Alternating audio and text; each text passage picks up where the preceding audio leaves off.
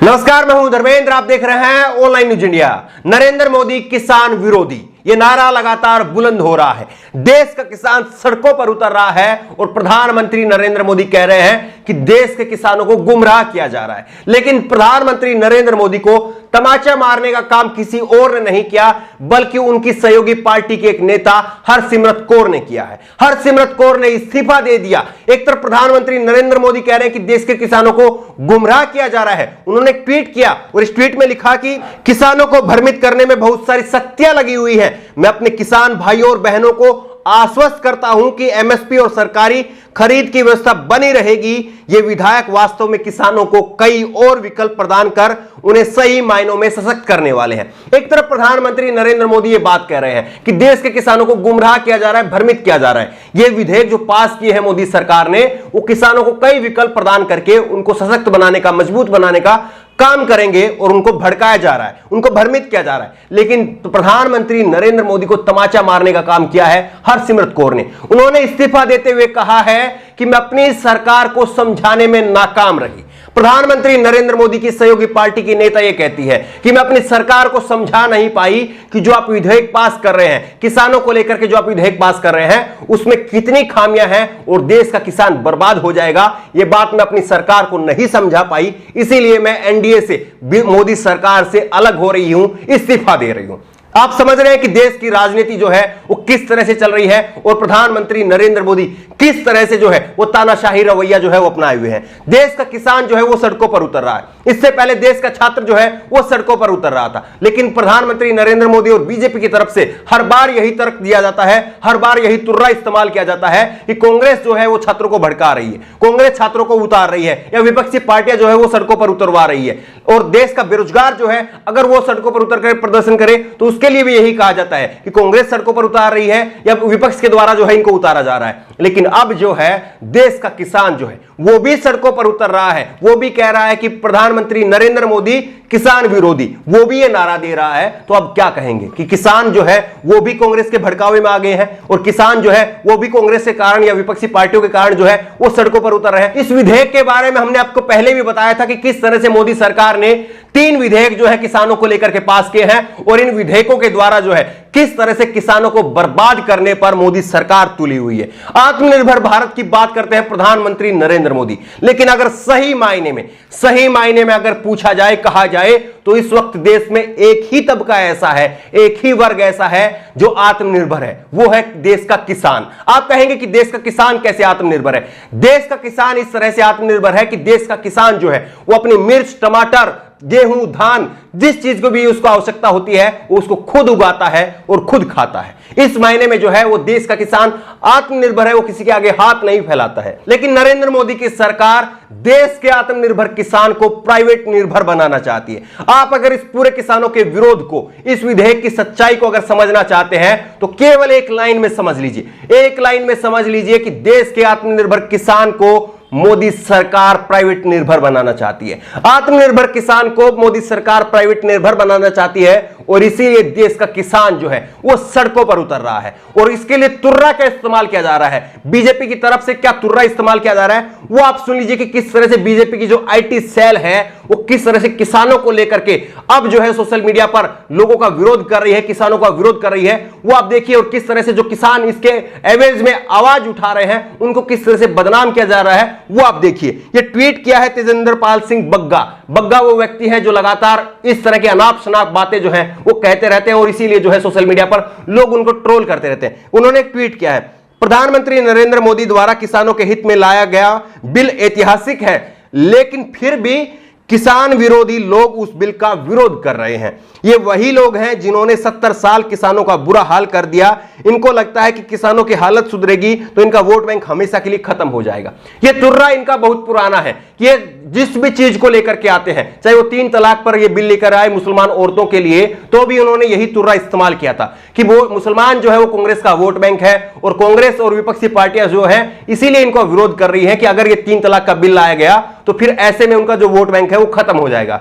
अब किसानों को लेकर भी वही तुर्रा जो है वो दोबारा इस्तेमाल किया जा रहा है। ये कहा जा रहा है कि किसान विरोधी जो लोग हैं वो इस बिल का इसीलिए विरोध कर रहे हैं कि अगर किसान आगे बढ़ गए, किसान तरक्की कर गए तो फिर किसान का जो वोट बैंक है वो कांग्रेस पार्टी का या विपक्षी पार्टी का वो खत्म हो जाएगा। ये तुर्रा बहुत पुराना है। और आपको एक और समझनी चाहिए, बीजेपी की और आईटी सेल की एक और बात समझनी चाहिए।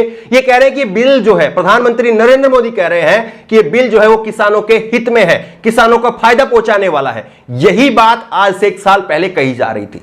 आज से 1 साल पहले जब मोदी सरकार ने कश्मीर से 370 धारा को हटाया था, उस वक्त भी यह बात कही जा रही थी कि यह धारा हटाना कश्मीरियों के हित में है, कश्मीरी आजाद हो जाएंगे। जिस तरह से वो कुछ परिवारों की जकड़ में है कश्मीरी, वो आजाद हो जाएंगे। यह तुर्रा दिया जा रहा था जब कश्मीर से धारा 370 हटाई गई थी। और आज आप 1 साल बाद में हालात देखिए, कश्मीर पूरी तरह से बर्बाद हो चुका है। कश्मीर की जो अर्थव्यवस्था है वो बर्बाद हो चुकी है। और कश्मीर लगभग 1 साल से जो है वो लॉकडाउन की स्थिति में है। पूरी देश ने जो है वो लॉकडाउन अब 6 महीने से देखा है, लेकिन कश्मीर 5 अगस्त से लॉकडाउन की स्थिति में है। कश्मीर एक तरह से कैद है। ये बात हर कोई देख रहा है। और ये बात खुद जो है कश्मीर के जो प्रतिनिधि हैं उन्होंने संसद में आकर के कही है, उन्होंने टीवी इंटरव्यू के माध्यम से कही है। तो ये बात जो है वो लोग देख रहे हैं। इसलिए जो तुर्रा बीजेपी की तरफ से इस्तेमाल किया जा रहा है, बीजेपी की आईटी सेल की तरफ से इस्तेमाल किया जा रहा है, देश का किसान उसके चक्कर में पड़ने वाला नहीं है। और अब आपको कुछ आंकड़े बताते हैं, कुछ आंकड़े बताते हैं कि किस तरह से मोदी सरकार जो है वो देश की सरकारी मंडियां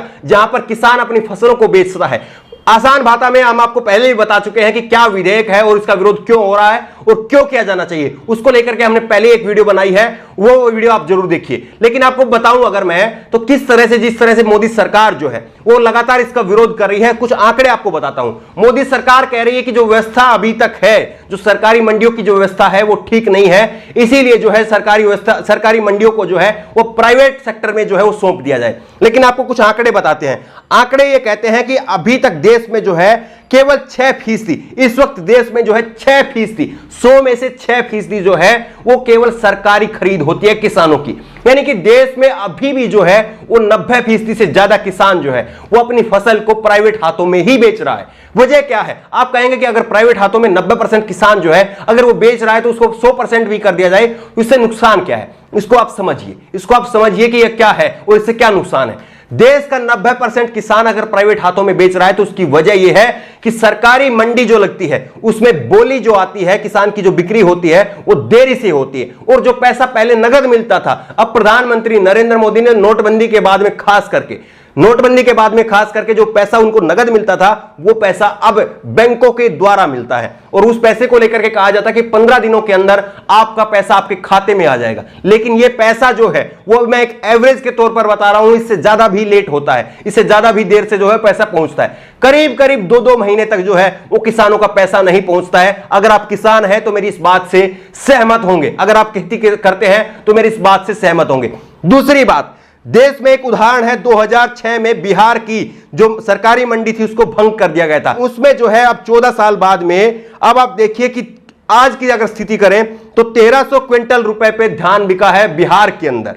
और देश में पंजाब हरियाणा की अगर बात करें तो वही धान जो है वो 1600 प्रति क्विंटल जो है वो धान बिका है।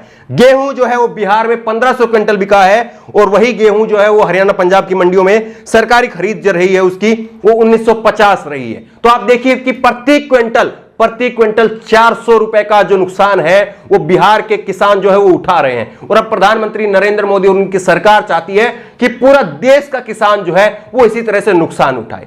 बीजेपी की आईटी सेल और गोदी मीडिया लगातार लगी हुई है इसको मोदी सरकार का जो है वो मास्टर स्ट्रोक बताने में। और प्रधानमंत्री नरेंद्र मोदी के जन्मदिन के दिन पर जो है ये विधेयक पास हुए हैं, इसलिए और मास्टर स्ट्रोक बताने में बीजेपी के जो आईटी सेल है वो गोदी मीडिया है इसको और एक्स्ट्रा मेहनत कर रही है। लेकिन देश का किसान समझ रहा है। लेकिन देश के किसान को एक बात और भी समझनी चाहिए कि देश में एक वक्त ऐसा था जब देश के किसानों के जो नेता थे, मजदूरों के जो नेता थे, वो आंदोलन की अगर बात कहते थे, हड़ताल की अगर बात कहते थे, स्ट्राइक की बात कहते थे तो देश की सरकारें जो है वो थर्रा जाती थी। लेकिन इस वक्त में जो है देश का किसान सरकार से नाराजगी अपनी जता रहा है, लेकिन फिर भी सरकार के कान पर जो है कोई असर पड़ नहीं रहा है। लेकिन देश का किसान समझ रहा है कि किस तरह से उसको उल्लू बनाया जा रहा है और किस तरह से मोदी सरकार जो है वो सारी सरकारी संपत्तियों को बेचने के बाद में अब देश के किसानों की संपत्ति जो है, देश के किसानों की जो सुरक्षा के लिए सरकारी मंडियां बनाई गई थी उनको भी बेचने का काम कर रही है मोदी सरकार। यह है हकीकत। लेकिन बीजेपी की आईटी सेल और बीजेपी की गोदी मीडिया वो लगातार इसको मोदी सरकार का मास्टर स्ट्रोक बताने का काम कर रही है। लेकिन मोदी सरकार को समझना होगा कि पहले देश के छात्र, नेट जेईई के जो छात्र थे, युवा छात्र थे, वो मोदी सरकार के खिलाफ थे। उसके बाद में देश का बेरोजगार जो है वो सड़कों पर उतरा और अब देश का अन्नदाता, देश का किसान, देश का सही मायने में जो देश का मालिक है वो सड़कों पर उतर गया है। अब मोदी सरकार को समझना चाहिए कि उनकी जो नीतियां हैं वो लगातार जिस तरह से वो पैकिंग करके बेचते हैं, उसके ऊपर नया नया लिफाफा चढ़ा करके बेचते हैं, अब वो बिकने वाली नहीं है। अब देश का किसान, देश का जो जनता है वो समझ रही है। और इस बार तो मोदी सरकार ने जो पंगा लिया है, मोदी सरकार ने जो आफत मोल ली है वो बहुत बड़ी है। वो बहुत बड़ी इसलिए मैं कह रहा हूं क्योंकि देश में 70% जनसंख्या ऐसी है जो खेती किसानी पर निर्भर रहती है। तो ऐसे में 70% जनता अगर सड़कों पर उतर आई तो आप सोचिए कि हाल क्या होगा सरकार का। इसलिए सरकार को समझना चाहिए कि देश कृषि प्रधान देश है और इस देश में किसानों की चलती रही है। आप प्राइवेट हाथों में किसानों की संपत्तियों को बेच करके, किसानों की जमीनों को बेच करके, किसानों की मंडियों को बेच करके इस देश में राज नहीं कर सकते हैं। देश का किसान जो है वो देर सवेर मोदी सरकार को इस बात को बखूबी समझा देगा। क्या आपको लगता है कि मोदी सरकार के खिलाफ जो है जिस तरह से देश का किसान विरोध कर रहे हैं, क्या वो सही है? क्या वो जायज है? क्या किसानों को वाकई सड़कों पर उतर करके मोदी सरकार के इस विधेयक का विरोध करना चाहिए या नहीं? आपको लगता है कि मोदी जी ने जो किया है वो बिल्कुल ठीक किया है और सब कुछ चंगासी? आपकी राय क्या है? नीचे कमेंट बॉक्स में अपनी राय जरूर दें। और इसी तरह की तमाम खबरों के लिए ऑनलाइन न्यूज इंडिया को जरूर सब्सक्राइब करें। साथ में जो बेल आइकन बनी हुई है उस घंटी को जरूर दबाएं ताकि जैसे ही कोई वीडियो हम अपलोड करें उसकी नोटिफिकेशन आपको तुरंत मिल सके। धन्यवाद। इस खबर को अभी लाइक करें, शेयर करें और ऑनलाइन न्यूज इंडिया की सभी खबरें अपने मोबाइल फोन पर सबसे पहले देखने के लिए अभी चैनल को सब्सक्राइब करें और घंटी जरूर दबाएं।